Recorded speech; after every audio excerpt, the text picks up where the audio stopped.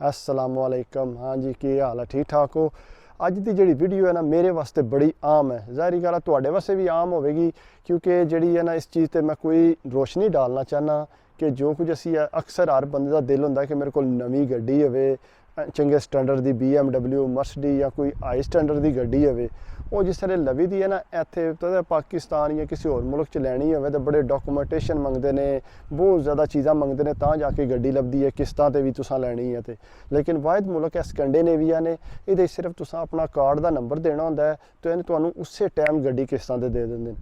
तो मैं इत्थे नवां आया जदों तो मैं सोचा चलो यार गड्डी जी है ना अपनी होनी चाहिए है, लेकिन मैं गड्डी चंगी लैनी है, गड्डी माड़ी नहीं लैनी। ठीक है, वो इस वास्ते मैं जड़ा ना गड्डी जी है ना उदू लई इत्थे तकरीबन 2,30,000 करोड़ की, वो तकरीबन बनता है मेरा ख्याल है 30-32,000 यूरो। जिसले मैं किस्तां ते लैनी है ही कोई नहीं मसला, किस्तां जड़ियां ने फटाफट क्लीयर हो जानियां ने, भला मैं दे ही आवांगा। वो 5 साल हो गए ने तो ये भी 3 साल पिछे रहिंदे ने किस्तां दे। लेकिन मैं गड्डी की कीमत के बारे तुहाडे नाल गल करना चाह रहा कि मैनूं कि फ़ायदा होया इहदे च कि नुकसान होया। ज़ाहिर गल है गड्डी तो मैं इस्तेमाल की है, लेकिन यह है कि पैसे कितने सी वो तुहानूं मैं दसना चाहना। यह गड्डी है मैं जिहड़ी लई सी, निशान कैशकाई, तुसीं पढ़दे होगे निशान कैशकाई दे लिखिआ निशान है। तो निशान जी है गड्डी मैं लई सी उदू 2,30,000 करोड़ की। तो इन्हें जड़ा ना मैं चलाई तो बहुत है इनू, लेकिन तुसीं देखो ब्लैक रंग की है ना, तो ये सूरत हाल है कि मैं काम तो बहुत इस्तेमाल की है। देखिए एक मिनट यार, मेरे को चाबी नहीं है।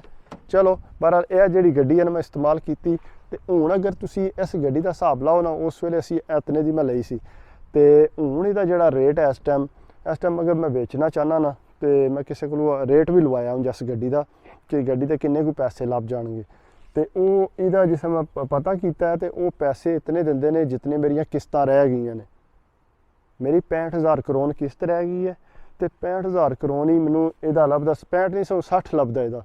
कोई कहता टायर नहीं सही, कोई कहता अगू इंजन काफ़ी जड़ा काम होने वाला है तो गड्डी वाइब्रेशन करती है। मस नुक्स काढ़ लेंदे ने, जिसे गड्डी देन जाओ ना फिर पता बड़े नुक्स कढ़ते हैं, वो रेट नहीं तुहानूं लभदा।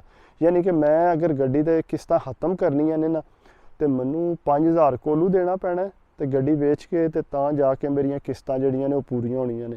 तो यह जी गड्डी है यह मर्सिडीज गड्डी है ना मेरी, यह डब्बा मैं लिया काम वास्ते, यह तुसीं देखो ना यह मर्सिडीज डब्बा है।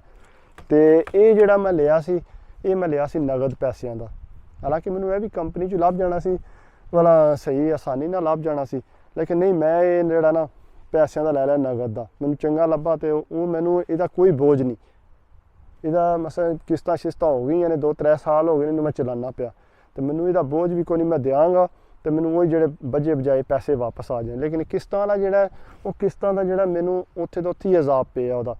बस मैं बेचना तो भी मैनू कोई फायदा नहीं, सिर्फ इतना है कि मैनू यह सहूलत रही है कि मैं गड्डी चलाता रहा, गड्डी मेरे इस्तेमाल च रही है। लेकिन अगर बंदा सोचे ना गड्डी नाल ज़्यादा जरूरी होंदा है कि जितनी अगर 2,000 करोड़ की किस्त है, 2,000 करोड़ तकरीबन हूँ इस टाइम तो पाकिस्तानी 60,000 रुपया बनता है। 2,000 करोड़ की किस्त है तो 2,000 करोड़ च बंदा जोड़ा किन्ने काम कर लैंदा है। तो लेकिन गड्डी को माड़ी मोटी भी बंदा रख लैंदा, लेकिन मैं जज्बात च आके उस वाले गड्डी जी है यह लै ली। मैं क्या चलो यार इहदा जोड़ा ना सिस्टम ठीक है, सोहनी गड्डी है, लेकिन वो फिर पता लगता तनख्वाह जी आती है, तनख्वाह चो 2,000 सीधा तो कट्टन जाता इहदा गड्डी का, तो होर जोड़े खर्चे तेल का, फिर उस तो बाद इंश्योरेंस, ये इंश्योरेंस है तकरीबन 7,000 करोड़ की इंश्योरेंस है साल की। फिर उस तो बाद इहदा रोड टैक्स है, रोड टैक्स जोड़ा इहदा 24-2500 करोड़ जोड़ा इहदा 6 महीने का रोड टैक्स है, यानी कि 5,000 करोड़ जोड़ा इहदा रोड टैक्स ही है।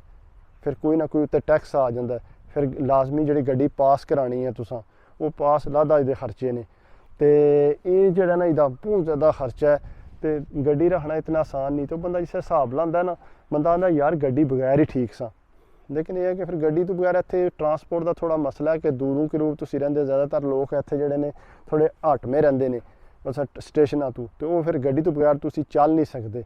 तो इस वास्ते गड्डी रखनी पैंदी है। तो मैं तुहानूं वैसे शेयर करना चाहता सी कि गड्डी रख के सानूं फायदा होंदा या नुकसान होंदा, तुसीं दस्सिओ मैनूं इहदे च की मैनूं फायदा होया या नुकसान होया।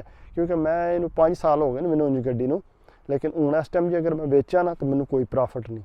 तो इस वास्ते मैं सोचा मैं कि यार इस ते वीडियो बनावां, मैं शेयर करा, शायद कोई बंदा इहदे बारे डिस्कस करे कि यार कि इहदे कोई फायदा होंदा या नुकसान होंदा। क्योंकि गड्डी महंगी नहीं लैनी चाहिए। अगर तुहाडे कोल नगद पैसे आने ना ਤੇ ਗੱਡੀ ਉਹਦੀ ਲਵੋ ਤੇ ਤੁਸੀਂ ਬਿਹਤਰ ਰਹੋਗੇ।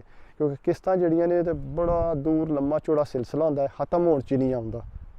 ਤੇ ਇਸ ਵਾਸਤੇ ਮੇਰੇ ਖਿਆਲ 'ਚ ਤੇ ਗੱਡੀ ਜਿਹੜੀ ਹੈ ਨਗਦ ਪੈਸਿਆਂ ਵਾਲੀ ਬਿਹਤਰ ਰਹਿੰਦੀ ਹੈ। ਕਿਸ਼ਤਾਂ ਦੇ ਨਗਦਾਂ ਦਾ ਇਹ ਹੋਵੇ ਕਿ ਤੁਸੀਂ ਮਾੜੀ ਗੱਡੀ ਲੈ ਲਓ ਨਾ, ਤੁਹਾਡੀ ਆਪਣੀ ਜ਼ਾਤੀ ਹੋਵੇਗੀ, ਤੁਸੀਂ ਮਹੀਨੇ ਦੇ ਮਹੀਨੇ ਕਿਸ਼ਤ ਨਹੀਂ ਦੇਣੀ, ਤੁਸੀਂ ਪਤਾ ਤੁਹਾਡਾ ਸਿਲਸਿਲਾ ਹੀ ਕੋਈ ਨਹੀਂ ਕਿਸ਼ਤਾਂ ਵਾਲਾ।